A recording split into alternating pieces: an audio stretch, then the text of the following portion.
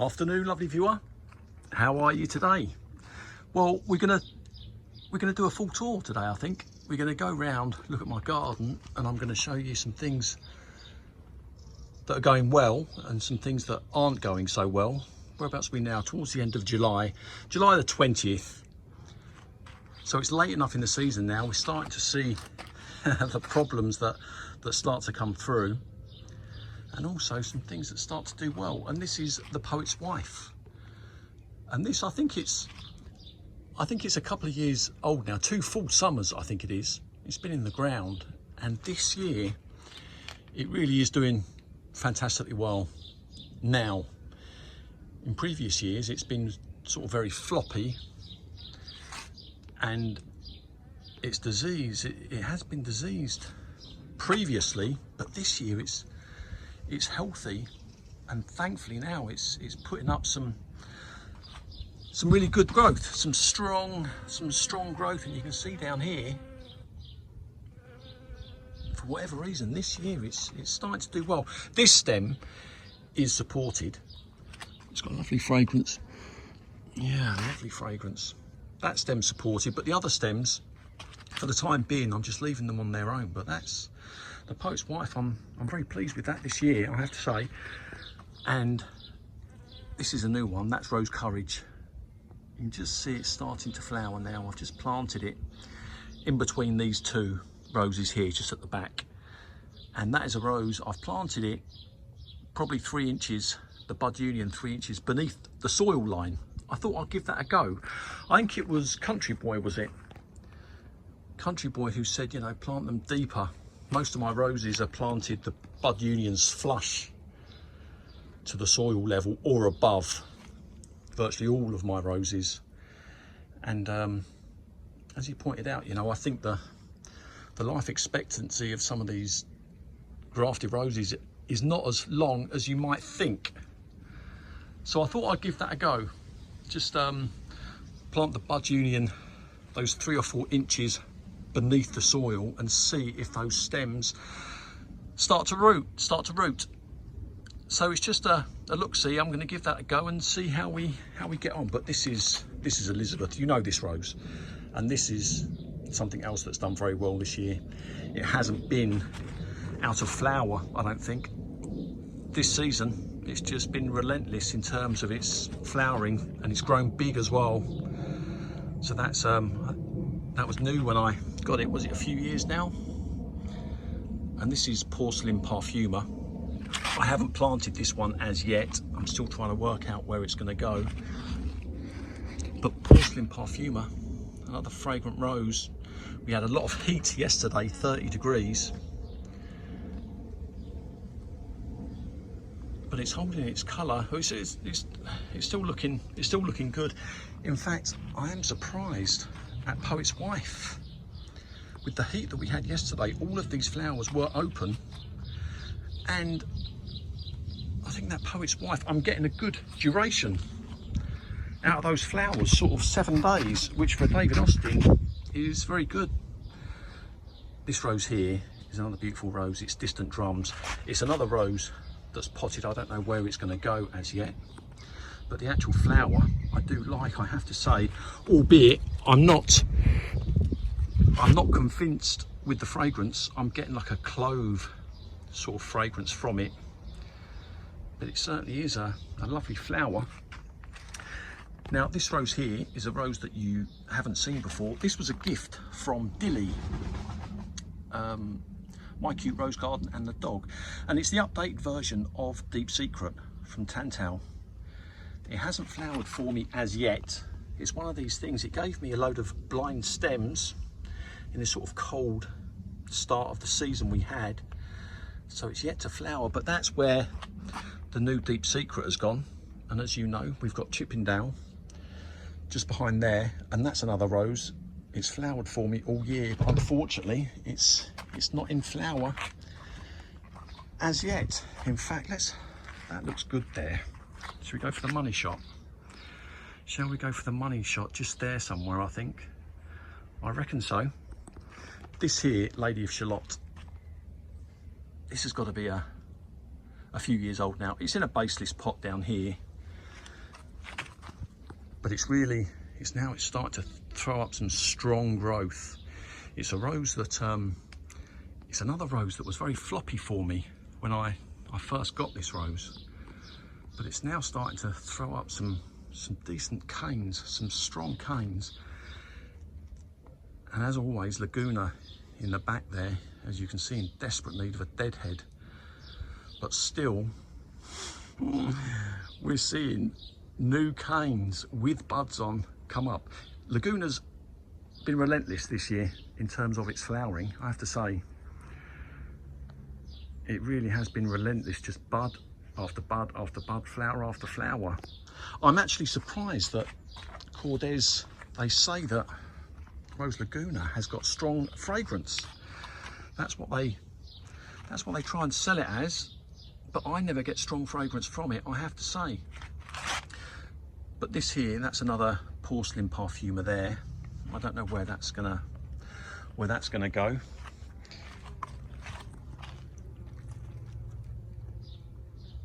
And that there, you know that one, wedding piano. Beautiful, beautiful flower. Just the one flower left. But I want to show you this rose here. It's Penelope Lively, and look at this stem here. Just look, can you see all them buds? I've got no idea how many buds are on that one, but it sent up a really strong cane. I have been brutal, and I cut it right back.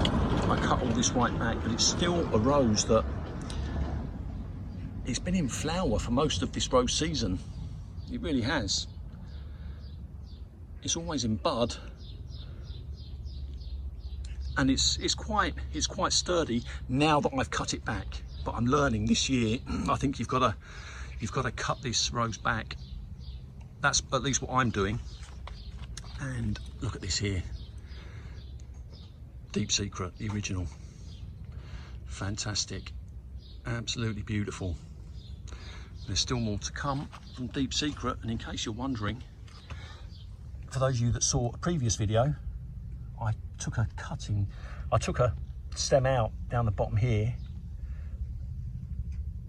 and it's actually given me what looks like two basil breaks coming through, so I'm happy with that. Oh, Donna's just brought me out a sandwich. I told you I'm just doing a video. All right. I thought you were doing the camera. No, I said to you I was just doing a video. There's Mum in a Million just here.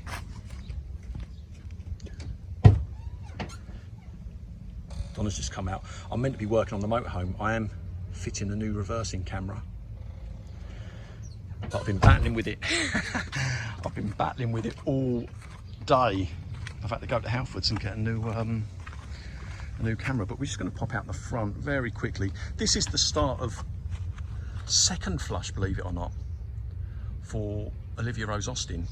There's a couple of flowers on here, but not many, and I'm actually surprised that there wouldn't be more from that.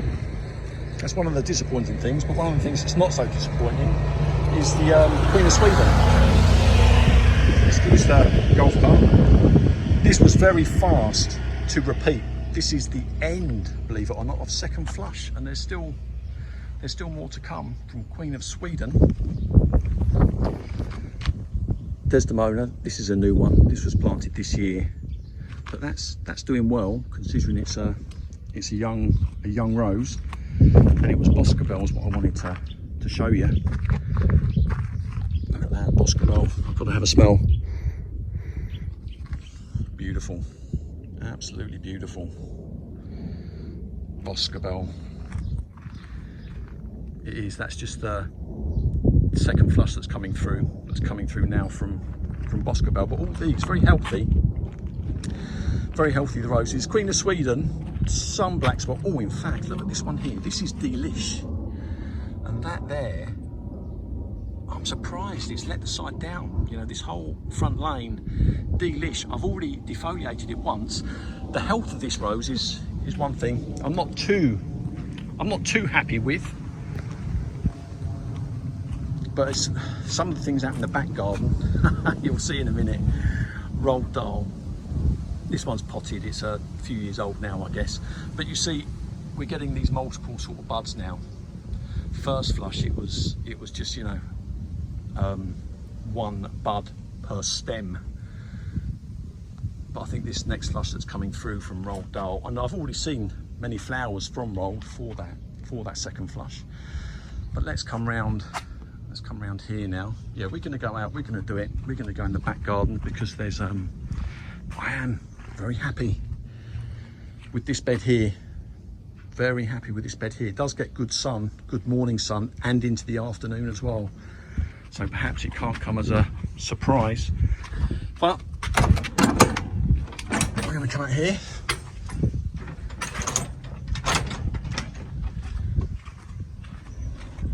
And we're going to look at some things. I know for a fact there's some things out here that haven't gone too well. But here, this is something that is doing well. It's James Galway. Let's have a look at this flower here. Look at that. James Galway. And it's not that old. It's only, is it a couple of years old, this one? And it's showing strong growth this year. And this is second flush. And it doesn't get great sun, afternoon sun only, but there's a load of buds to come from James Galway, so that's something that I am pleased with. And even though there's only one flower left on Champagne Moment, aka Lion's Fairy Tale, this is a rose that's done very well, very healthy. Its flowers, I was getting sort of +7 days out of its flowers, I think, and it was pretty relentless whilst it was flushing.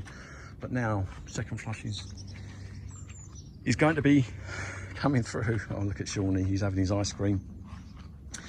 This is Donna's bed. Geraniums, campion, fleabane down here. This stuff, it does go wild, but it looks fantastic, I have to say. The fleabane, salvia hot lips. It's a busy bed that we've got going on here. This morning primrose, to see that at the back of the bed, that's always good, because it does have a habit of growing at the front of the bed, as you can see here. But we just let it grow. We do just let it grow. Ah, this is one of the things that hasn't gone too well. Pomponella.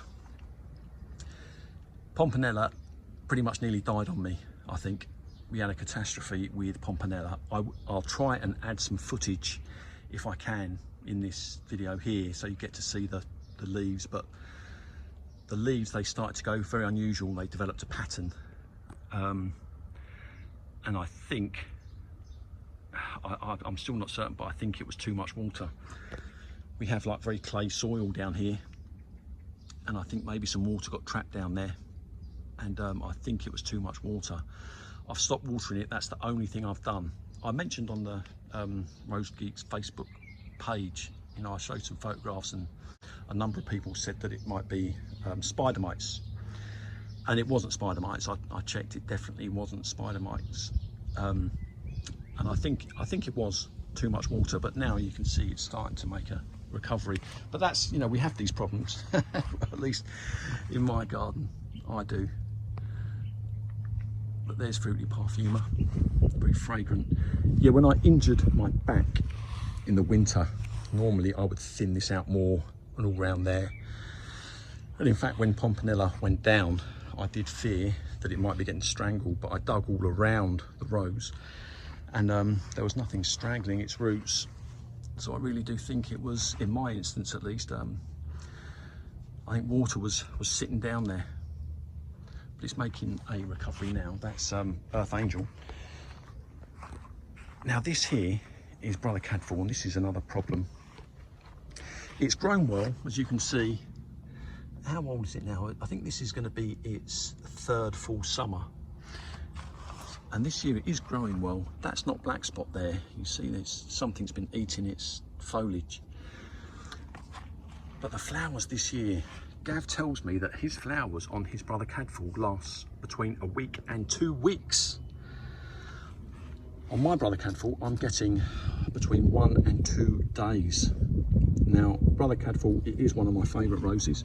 I do like its scent, but its flowers, I think particularly this year, for whatever reason, you know, 1 or 2 days, That is painful. It is in a very sunny position, and maybe it needs to go into a more shaded position, I don't know. But its flowers have been disappointing for me this year, which is a shame because it is one of my favourite roses. But you can see there, they need deadheading. But I can assure you, they've been going over very prematurely. Rosemary Harkness, this flowers, we had like 30-degree heat yesterday, and that rose there was just starting to go over, and it doesn't surprise me that it's just started to shatter now. But Rosemary Harkness, this is a rose that finally has started to do well. I think we've got more to come from Rosemary Harkness. And this here is the name escapes me, St. Ethelberger. Beautiful, that's doing well. And I want to show you another mistake. I did say I was going to show you everything. This here is my sweet honey. Can you see it? It is, I do get jealous when I see this rose now doing so well in other people's gardens, and look at mine. There's nothing to it. You won't need reminding, it used to be there and it grew huge. It grew like all the way up here. It just had to be moved because it grew so big. Well, when I moved it, I know now, I suspect that I left it too big. It was all the way sort of up here when I moved it. And when it started to grow, it gave me very thin, flimsy foliage, which for a strong rose, I knew there was something wrong. And I think as well, when I moved it, it was too warm. Even in January, it had already started to send up fresh growth. So what I've done more recently is I've cut it all the way back down, and I'm hoping now we can start to see some strong growth come through it. But like I say, it's just a mistake that I made. Princess Alexandra of Kent,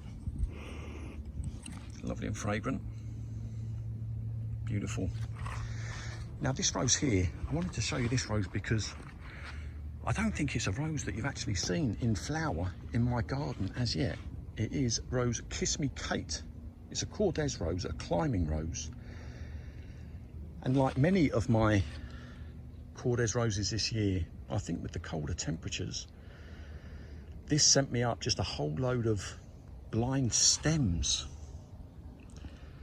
this year. And I think this is its first flush, which again I'm a little disappointed with.